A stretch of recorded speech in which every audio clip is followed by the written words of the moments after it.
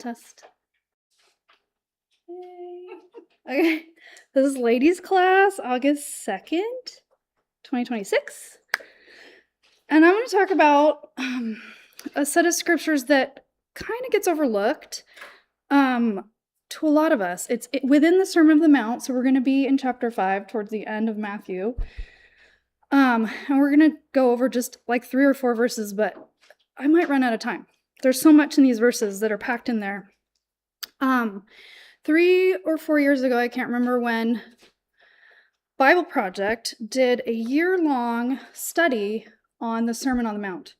So every week had sets of things that you listened, read, watched. It was amazing. And it really broke it down, like verse by verse, what was going on. So if you've never heard of this gem of an app, the Bible Project app is fantastic. But let me see. Not really knowing where to start on my thoughts on this lesson because there are so many, I thought I'd just dive right in, but give you guys a quick recap to where I'm going. So in chapter 5 up until now. So beginning of chapter 5 discusses Jesus is defining what he's doing here. This is the beginning of his main body of teachings. He's teaching the good news of the kingdom. God has sent the human ruler, him, and leader that he has always promised for humanity, and what we can't seem to do for ourselves to create a new humanity that lives by God's will and partnering with him, ruling the world with wisdom and love. Not an easy task. Jesus surprises all of the people that he's speaking to in his teachings with who it's directed at, firstly, and it's the outsiders.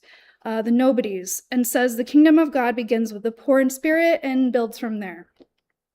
The sermon begins with 9 blessings, with this upside down kingdom and what it will look like and what they will receive.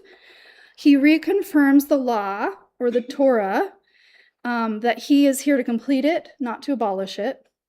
And then he follows these 9 blessings with new kingdom identities and 6 case studies. So the identities are like, you are a light on the hill, you're the salt of the earth. Those are the identities. And then the 6 case studies for how we can live by the wisdom of the Torah under this new upside down kingdom. So in each case study, Jesus quotes from a law that God has already given ancient Israel.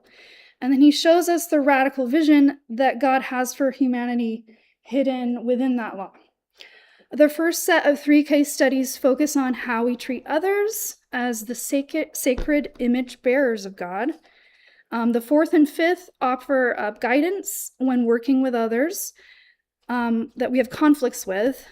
And then the final case study reveals what we do to right relationships with those who do not like us and even want to do us harm. I'm going to see where I put my water. So today, I'm going to start with the 5th case study, which starts in Matthew 5:38. And I don't think I gave that one out, but if I did someone get Matthew? I'm going to read it. I think I didn't give that one out. So 5:38, you have heard that it was said, an eye for an eye and a tooth for a tooth. But I say to you, do not resist the one who is evil, but if anyone slaps you on the right cheek, turn to him the other also. And if anyone would sue you and take your tunic, let him have your cloak as well. And if anyone forces you to go 1 mile, go with him 2. So, 4 verses, really small, and when we read them, they don't translate into English very well. It kind of sounds like be a doormat. Let somebody smack you around. But at first blush, we're not sure what Jesus is saying. It's not coming across as just stand there and take it, or let the abuse continue. We know that that's not it at all. But unless we really dig into the significance of the culture that they were in and living, and then the words in which they were written, the Greek, we really just, what do these mean? So, being that I'm a Hollingsworth, Let's get a little geeky with history and Greek for Lauren's sake, and that way we can really understand what's being said here. So Matthew 5:38. I'm just going to read the first little bit. You've heard it was said. So let's stop right there for a second. What does that mean? You have heard that it was said. Anyone? This means Jesus is quoting a scripture already from the Torah or something that was said. So you've heard it was said. We're thinking laws way back. So you've heard it was said, an eye for an eye and a tooth for a tooth. So let's find in Old Testament scriptures where it says these words that he is now referring back to. Who has Exodus 21:23 to 25? Yay!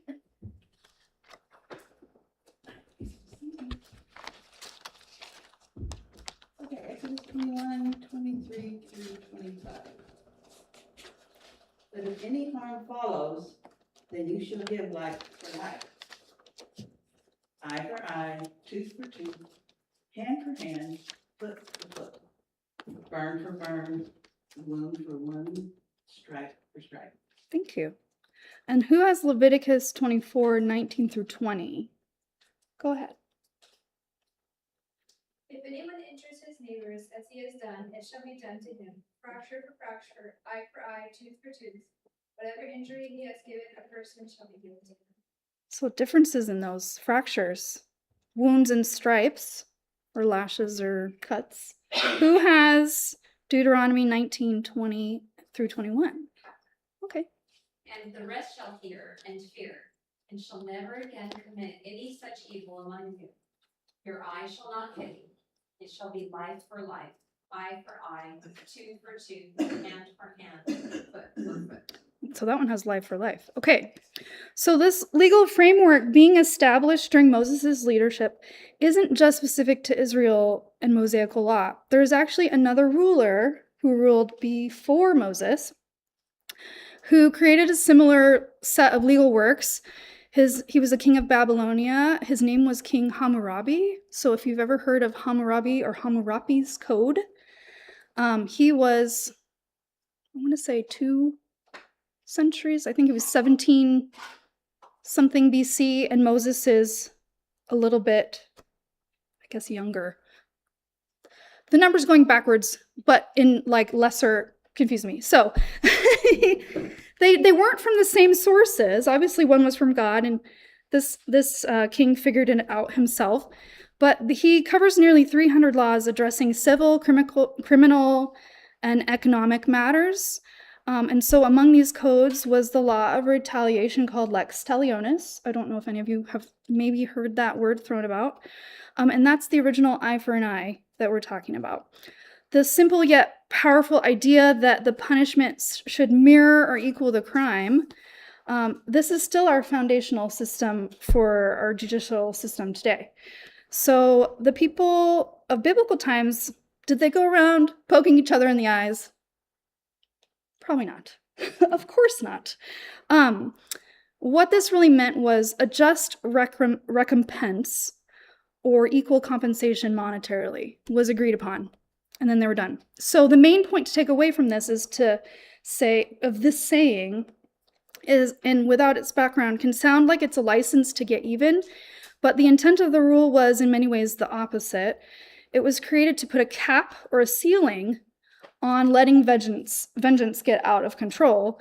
It was created so that a just recompense was equal to the wrong, and then they were done with it. So think Romeo and Juliet or Hatfields and McCoys, right? We weren't going around, well, you murdered my brother, so I'm going to murder yours. And like centuries later, people are still killing each other from this one wrong. Men are really hard. We're hard at figuring out when to stop the violence and the spiral that it can turn into. So it was a law that limited man on man violence. Otherwise, revenge can spread and can get out of control. So there is also another stance that was often taken by Israelites to counter wrongs against one another during this time. It came from the mindset that humans are imperfect judges, to balance recompense. So we are bad at balancing eye for eyes.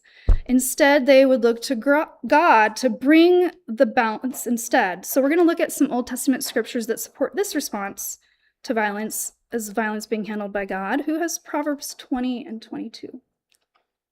Do not say, I will repay evil. Wait for the Lord, and he will deliver you. Perfect. And who has Nahum 1, 2? Okay. So God's wrath against Nineveh is the title for this. Okay. The Lord is a jealous and avenging God. The Lord is avenging and wrathful. The Lord takes vengeance on his adversaries and keeps wrath for his enemies. Okay. And who has 1 Samuel 24, 3 through 13? That's a long one. Go ahead, Bonnie. And he came to the sheepfolds by the way, where there was a cave, and Saul went in to relieve himself. Now David and his men were sitting in the innermost parts of the cave. And the men of David said to him, Here is the day of which the Lord said to you, Behold, I will give your enemy into your hand, and you shall do him as it shall seem good to you. Then David rose and stealthily cut off a corner of Saul's robe. And afterwards David's heart struck him, because he had cut off a corner of Saul's robe.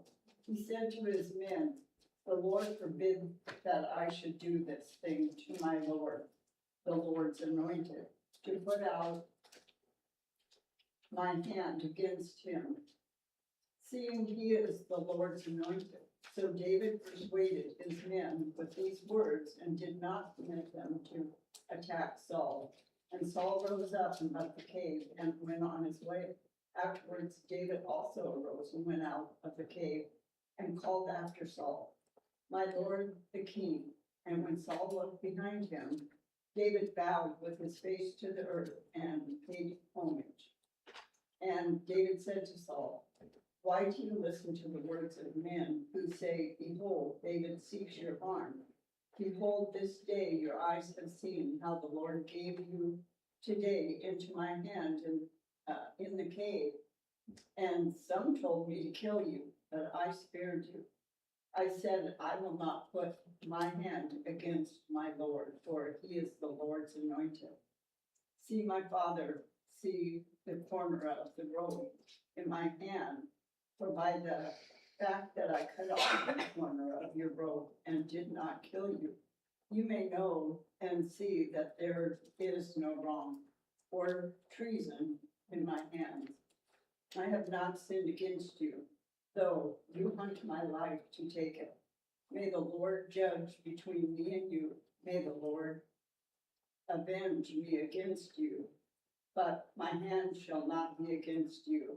As the proverb of the ancients says, out of the wicked comes wickedness, but my hand shall not be against you.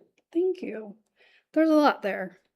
And hold on to that little bit at the end where it says, out of wicked comes wickedness, because we'll kind of refer back to that later. But David's in a cave. He's hiding from Saul. Saul's chasing him around. Saul has to relieve himself, comes in the cave to pee. And David could literally kill him then, but he lets him go, and then he calls after him and says, I could have killed you, but I'm not going to touch you. The Lord will avenge me. So these are all Old Testament scriptures that support this response to Israelites during this time, deciding to let God handle the vengeance. So even Paul refers back to Deuteronomy 32:35 when he repeats these scriptures in Romans 12:19. Who has that one?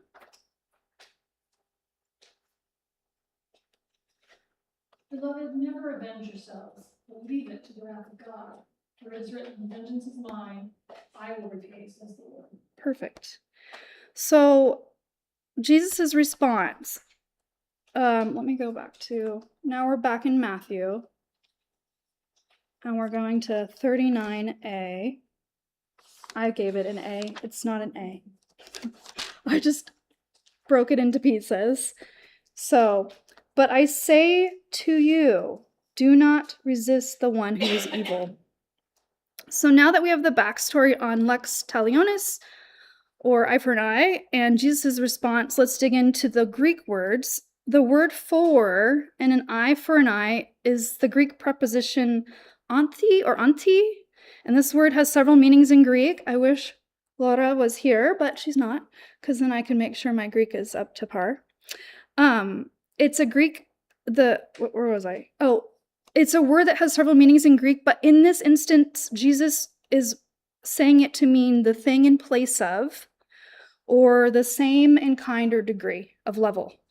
Okay, so people of this time knew that an eye for eye didn't mean you went around poking out each other's eyes or breaking each other's legs or burning each other. You had an equal thing in place of, same in kind of degree. Most likely it was monetarily, most likely it was determined by a court or someone who determines that. So the word resist in verse 39 is a Greek compound word of those two parts, anti and stemi or stemi, antistemi. So you recognize that first part already. These two Greek words put together mean to stand against, to oppose, or withstand. So remember when I said anti has one meaning? Well, here Jesus is using the meaning to oppose or stand in opposition to. Essentially, he's saying, stand against it, but stand against the wall, facing it, right? So it's a play on words, and you miss it, especially in English. You don't really get it at all. So he, instead of saying resist in kind, he's saying do not resist in kind. So just to thoroughly confuse everyone, what does this look like? What does it look like to face something in opposition if Jesus is asking his believers not to retaliate or lex talionis one another? And because this was at the beginning of Jesus' ministry, his teachings were repeated throughout his ministry, even after his death, by all of the apostles. Paul writes the same word, using the same word, antistemi, instead of resist. In Romans, he uses the same preposition, but with the alternate meaning of repay. So who has Romans 12:17? Let's read that one. Anyone? I got it, if you don't. Okay. I might not have written that one down, and that's fine. So 12:17 says, repay no one evil for evil, but give thought to do what is honorable in the sight of all. Jesus' response of do not resist the one who is evil shifts this established perspective that is in the Hebrew during these times, the eye for an eye. So he then follows this original law and his revision to complete the law with 3 examples. So we just read literally 1.5 verses. You've heard it was said, an eye for an eye, a tooth for a tooth. That's the original law. But I say to you, do not resist the one who is evil. So now we're going to read the second half. Example 1. But if anyone slaps you on the right cheek, turn him the other also. So a slap, what does a slap mean to you guys? Am I going to injure you physically? Maybe not, but it's kind of an insult. It is. It's an insult, right? Helper, come up here. Yes. She's like, come on right over here. Yeah, perfect. So slapping was usually about an insult to honor or dignity. It was the way to shame someone. It was usually done by someone superior to an insubordinate person, or because Rome was occupying this areas, Jewish people were seen as lesser than. So the Mishnah, a collection of Jewish teachings, and Josephus during this time write about this, and most people were what-handed. Right. Okay, during this time, if I were to insult your dignity, I would hit you with which side of my hand? The back. The back was an insult. But if you turn your other cheek to me, what are you making me strike you with? The palm of my hand. Smack. Ah, we got it. Thank you. Good job. So An open palm was used to, for lack of a better, insult a peer. So a peer, someone who's seen as equal. A back is insult to someone that you deem lesser than, right? So a backhand was asserting dominance of rank. It was to bring someone down a peg. In ancient Near Eastern, it provided legal recourse. It was actually written in Lex Talionis that you could seek legal recompense for this. It was an insult, especially in that time where everyone really was who they were depending on their rank in their communities. In true honor-shame societies, where you were, your social rank was your life. And this was a severe offense to someone who was taken down a peg, smacked across the face. So to stand there and to turn the other cheek was not resisting in kind, but it wasn't doing nothing. You weren't being a doormat. I like that saying, so I'm going to keep using it. The front of the hand, we've spoke about, that person was seen as equal. So what happens if Jesus is telling you, once someone has slapped you with the back of their hand and you turn their cheek, what is he asking them to ask the other person to do? Anybody? What do you think? I don't know, I was thinking, if this is an inferior, this is to an equal. Yeah. It's making them acknowledge the equality of the two. Yeah, it's making them change their feelings on how they view you. And James Baldwin has a really it's a change in perspective of the person being insulted, but also the person doing the insulting. It's saying, I'm not going to allow you to control me or attempt to control me and put me in a different social rank, right? So James Baldwin quote that I found, if I'm not who you say I am, then you're not who you think you are, right? If I'm not who you say I am, then you're not who you think you are. So coming from the stance of someone who's doing the insulting, they're in a headspace where they feel they need to do this to you, and you're asking them to turn around and look internally and see you as something they didn't think that you were, right? That's huge. That's really heavy. So essentially, you're taking back your dignity and telling them your honor isn't determined by the way they treat you. Or my honor isn't determined by the way you treat me, right? So example 2, verse 40. Here we go. And if anyone would sue you and take your tunic, let him have your cloak as well. I will keep looking for this water. So second example, and there's a couple legal backgrounds for just this saying that Jesus is using. People understand what he's saying here. So let's look at Exodus 22, 25 through 27. Who has that one? If you lend money to any of my people with you who is poor, you shall not be like a money lender to him, and you shall not exact interest from him.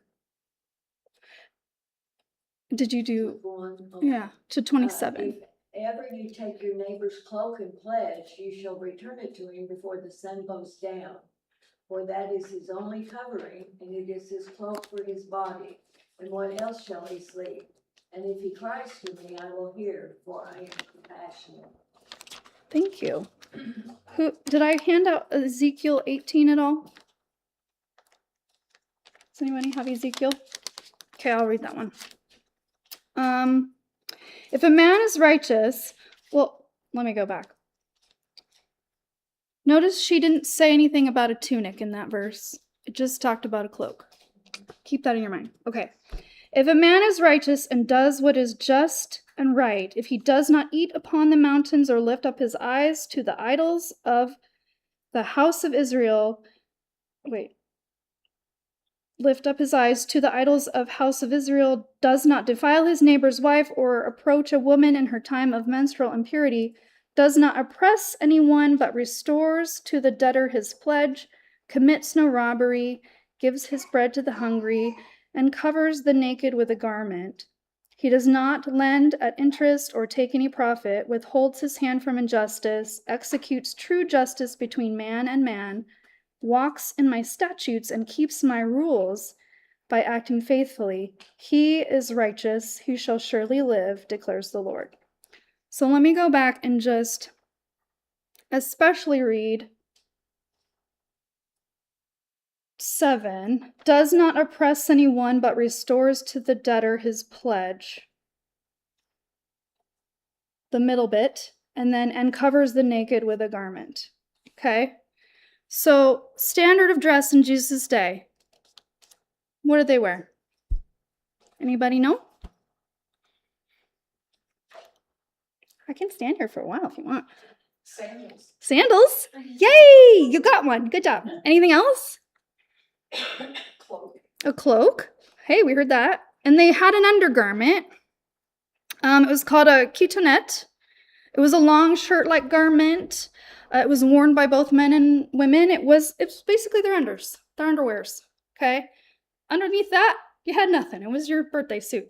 So this verse doesn't translate to us at all. Most of us have a coat for every season. 12 pairs of shoes in our closet. Shirts, underwears for every day of the week, right? But Jesus's class of folks that he was with, they had one set usually. If you were rich, maybe a handful, maybe 2, maybe 3. And that tunic, it was worn next to your skin, right? We already know that. That's an undergarment. So an outer coat was usually more costly. It was usually made of wool. It was essential for keeping someone warm. As Penny read, it was commanded to give back to the person if they gave it to you as a pledge, because they had nothing else to pay you with. You had to give it back to them at night. Why? To keep them warm, so they didn't freeze to death. And this was a law that was really part in the Torah to prevent exploitation of the poor, to end the day laborers. And the laws of the Torah only talked about the cloak. So, keeping that in mind. So he's describing someone who's going a step further, the person doing the insulting. He's describing a really slippery sort of person, a person who is trying to do a workaround, I guess, and say, hey, you owe me. I'm going to take your tunic instead of your coat. Give me your underwear. So all you're left with is this itchy, heavy, woolly coat next to your naked skin, right? So he's saying, see them one more, one up them, give them your coat too. But what does that in your mind, what does that give you a mental picture of right now? Yeah, they're standing there naked. They've taken your tunic so that they didn't expose the injustice that they were committing against you, because you're still got your coat on. Nobody knows that you're not missing your undergarment. And you've literally just handed them your coat. So they're left standing in the middle of a square or town. You're naked standing in front of them, and they're left holding all your clothes. Right? Talk about creative nonviolence. So it was he was saying, go for shock here. Go for shock, draw the attention, and force the person doing the insulting to see your humanity. Force that person to recognize that if they didn't return to you by nightfall, at least one of those garments, but the jacket, for sure, the coat, you could die. You could freeze to death. So it's asking for a change in heart posture again. Certainly do not be a doormat. You're in a state of complete humiliation. You're literally standing naked in public. This takes a lot of bravery, I would say. It's in theory easy to imagine, but in practice probably really hard. Like, not all of us would do this. But that's what Jesus was asking. So changing their heart posture, choosing generosity, but also shaking things up. Standing in humiliation and suffering to confront an injustice within the law that was already there, but not resisting in kind. So example 3, we're going to move on to 41. Let me get there, since I keep flipping around. 5:41. And if anyone forces you to go 1 mile, go with him 2 miles. So forces is the root of that word is angrousi. And that was, I can't remember if that was Hebrew or Greek. I can't remember. I'll look that up for you guys if you want me to. But it was the act of being pressed or compelled into service. I think that was probably Greek. Roman soldiers could ask a Jew to carry their armor and their packs. It was legal. But the Roman Empire knew that it could potentially be exploited, so they put a limit on it of 1,000 pesos or 1 milli. In our English translation, it says 1 mile, right? Which 1 mile doesn't even add up to a metric 1,000 pesos. But looking in scripture, we can see one other, there's probably a couple, but one other crucial place in scripture where it's used to describe someone being pulled into that kind of service was when Simon of Cyrene was compelled to carry Jesus' cross, who has Luke 23:26. Anyone? Is that you? I'll read it. I can't remember if I handed that one out either. Luke 23:26. Oh, do you got it? Okay, thank you. And as they led him away, they seized one Simon of Cyrene, who was coming in from the country, and laid on him the cross to carry it behind Jesus. Thank you. So, what was the word that they used differently here? Did anybody catch it? Seized. Yeah. So Matthew 27:32 says, does someone have it? Yeah. Oh, okay. As they went out, they found a man of Cyrene, Simon by name. They compelled this man to carry his cross. Okay. So compelled and seized are still the same word in Greek, that angrousi. And in John 19, they actually left out Simon completely. But this is talking about relational dynamics now between individuals. It's a humiliating feeling. You might be out on a picnic with your family, and a Roman soldier could ask the husband to get up, and go carry all his stuff for a mile. It was heavy. I mean, a sword alone was heavy. So offering to go that additional mile wasn't something that was required. It's very subversive generosity. It's a move that we saw in example 2, where the guy was like, I'm gonna one-up you. I'm giving you my cloak, right? It was still nonviolent, but it was a sense of resistance or changing that person's perspective of you.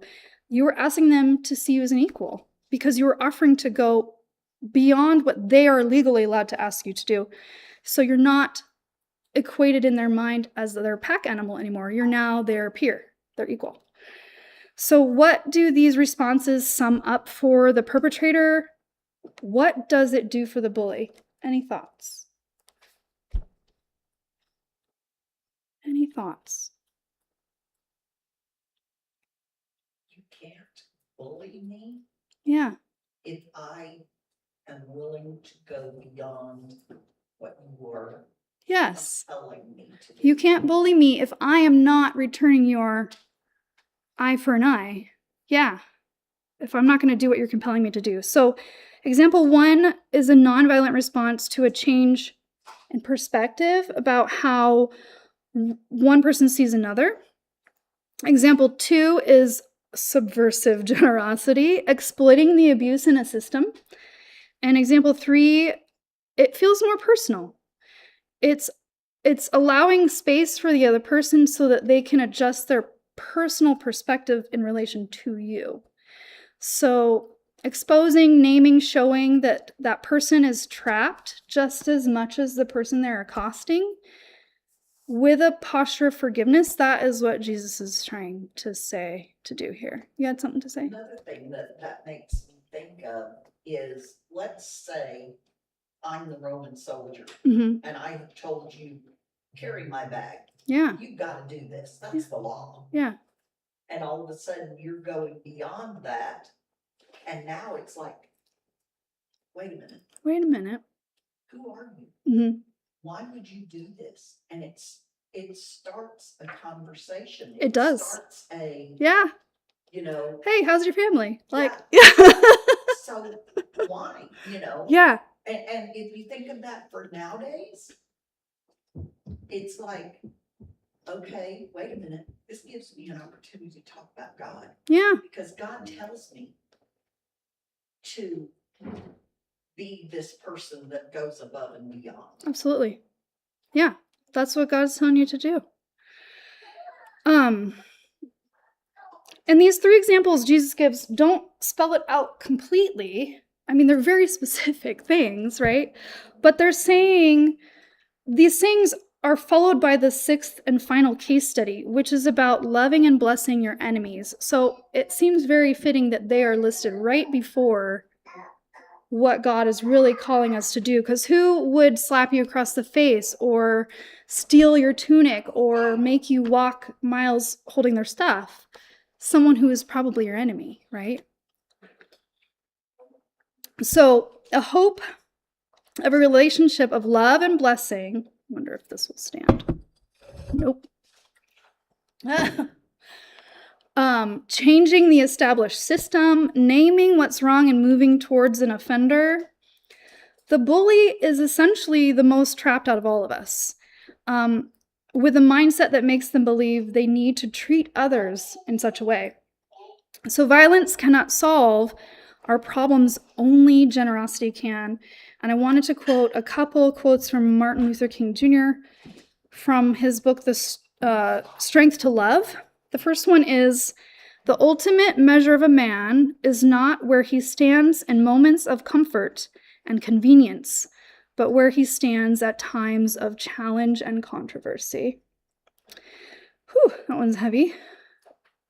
And this one I just loved, so it's a little longer. "Nonviolence is a powerful and just weapon, which cuts without wounding and ennobles the man who wields it. It's a sword that heals.